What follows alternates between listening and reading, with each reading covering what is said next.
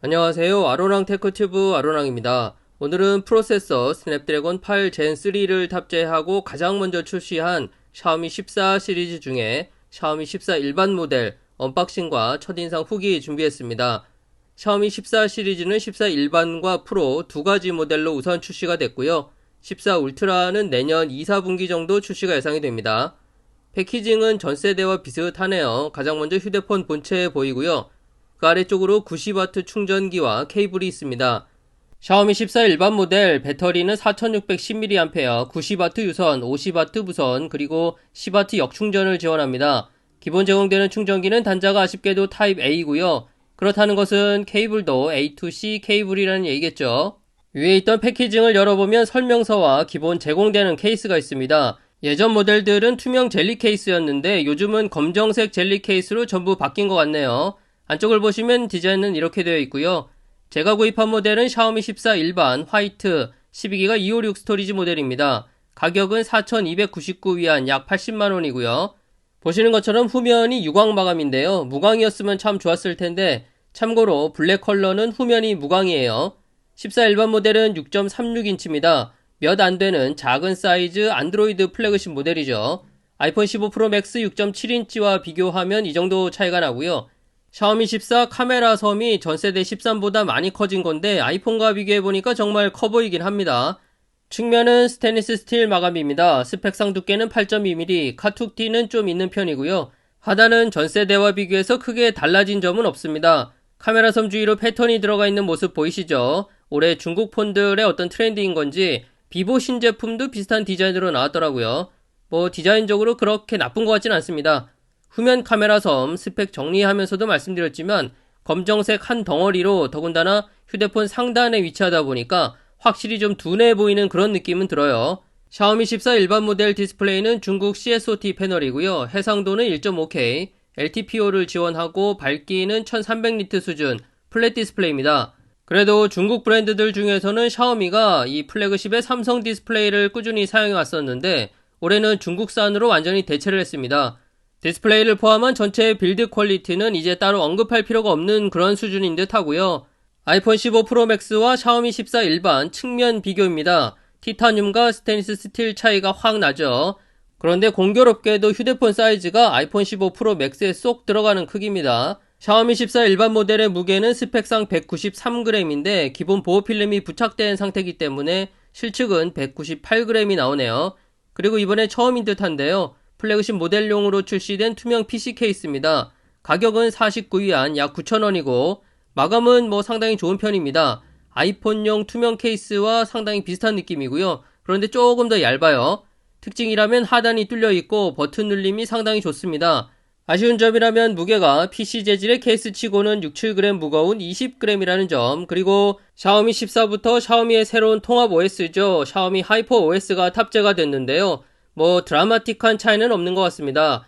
중국 내수 정발 모델 시스템 언어로 중국어와 영어 지원하는 것도 예전 그대로고 초기 세팅도 크게 달라진 점은 없었습니다. 물론 좀 더 만져봐야겠지만 아무튼 초기 설정 마치고 메인 화면에 들어오면 이렇습니다. 근데 다른 것보다 이 베젤이 얇아진 게 확실히 체감이 되고요. 참고로 상단과 측면이 1.61mm, 하단은 1.71mm입니다. 언뜻 보면 사면 베젤이 모두 똑같아 보이긴 해요. 하이퍼 OS 변화를 보기 위해서 얼마 전 구입한 레드미 노트 13 프로와 함께 잠시 비교해봤습니다. 우선 가장 눈에 띄는 부분은 제어 센터의 변화인데요. 와이파이와 데이터 위치가 바뀌었고 최신 플레이백 히스토리가 추가됐는데 살짝 아이폰 느낌이 나기도 합니다.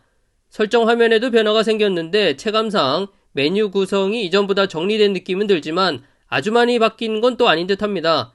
가장 많이 바뀐 부분이라면 배경화면 설정인데요. 애니메이션이 화려해졌다고 해야 할지 설정 자체도 물론 직관적이고 좀 더 쉽게 바뀌었습니다. 각 섹션에서 좌우로 넘기면서 선택이 가능하고요. 전화 앱도 변화가 생겼는데 상단에 있던 메뉴가 하단으로 이동한 수준이에요. 시계 앱도 그렇습니다. 상단에 있던 메뉴가 하단으로 이렇게 이동을 했고요. 그러니까 기존에 여기저기 좀 산만하게 나뉘어 있던 옵션들을 정리하고 좀 보기 좋게 그렇게 구성했다는 느낌이 많이 듭니다. 개인적으로 가장 좋은 변화라면 앱 설정 메뉴인데요. 기존에는 해당 옵션을 선택하고 앱에 들어가서 설정하는 게 방식이었다면 이제는 앱을 선택하고 들어가서 옵션만 만져주면 되는 진작에 이렇게 됐어야 하는데 아무튼 상당히 편해졌고요. 그리고 샤오미 14 디스플레이 옵션을 보시면 플래그십 모델답게 대부분의 옵션을 제공하고 있는데 특히 컬러 설정에서 오리지널 컬러 프로라고 색감이 괜찮았던 것 같습니다.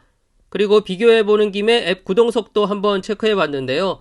저가 모델과 플래그십을 비교한다는 게 좀 그렇긴 하지만 그냥 참고용으로 한번 봐주시기 바랍니다. 근데 레드미 노트 13 프로가 의외로 괜찮죠. 플래그십과 비교해서 생각보다 느리지도 않고 말입니다. 다음은 스피커 테스트입니다. 갤럭시 S23 울트라와 비교해봤습니다.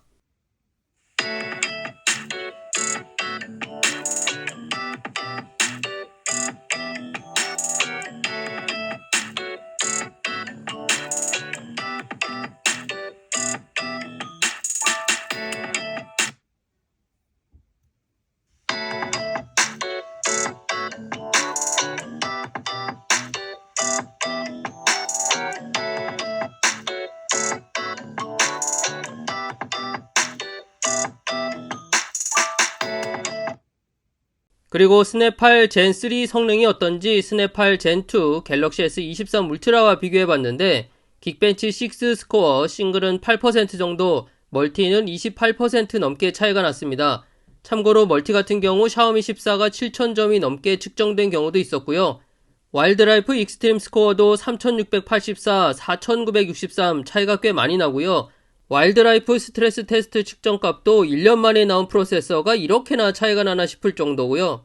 세부적으로는 루프 스코어 차이가 너무 많이 납니다. 특히 최저 루프 스코어가 2배 이상 차이가 나고 안정성도 근데 S23 울트라가 처음엔 안 그랬던 것 같은데 아무튼 결과값은 이렇게 나왔습니다. 눈에 띄는 부분이라면 테스트에 소모된 배터리량이 샤오미 14가 S23 울트라 대비 약 2배 정도 많습니다. 조금 의외였고요. 최고 온도는 45도로 똑같고 그리고 이 프레임 레이트가 이게 또 차이가 많이 납니다. 아무튼 프로세서 측정값 관련해서는 테스트를 좀 더 해서 추가 영상으로 말씀드리도록 하겠습니다. 다음 카메라, 샤오미 14 메인 광각 카메라는 중국 옴니비전 센서를 샤오미가 커스텀해서 넣었고요. 스펙은 5000만화소, 1.31분의 1인치, 렌즈는 라이카 주미룩스, 조리개는 f1.6입니다. 갤럭시 S23 울트라와 비교해보면 갤럭시는 여전히 밝게 보정되는 그런 모습이 보이는데 디테일한 부분에서는 이 두 기종의 유의미한 차이를 발견하기가 어려웠습니다. 그래서 200% 가깝게 확대도 해봤는데요. 개조 자체는 샤오미가 좀 더 좋았지만 HDR은 갤럭시가 나아 보이고 근데 갤럭시는 샤프니스가 너무 강하게 들어가서 조금 아쉽네요. 5000만화소 이미지는 언뜻 샤오미가 좀 더 좋게 보이기도 하지만 특히 이런 부분을 보면 갤럭시 노출이 그렇게 좋지 않기 때문에 그런데 안부 쪽 디테일을 보면 갤럭시가 또 훨씬 좋았습니다. 서로 장단점이 좀 있는 것 같아요.